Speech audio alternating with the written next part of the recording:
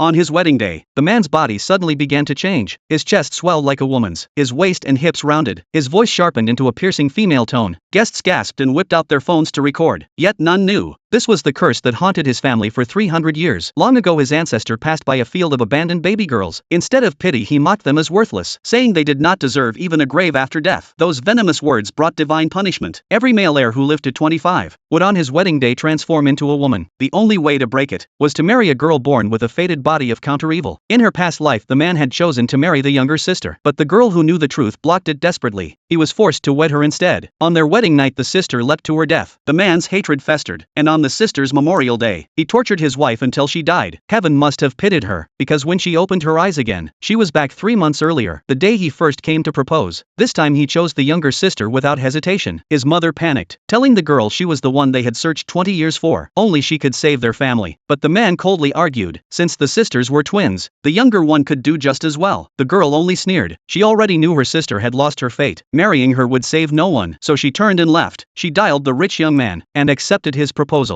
对不起啊，我不能嫁给你了，因为我答应要嫁给霍思成了。霍总真的自杀了？那他这么多资产怎么办？太突然了，忽然就自杀了，该不会是因为求婚失败想不通所以才？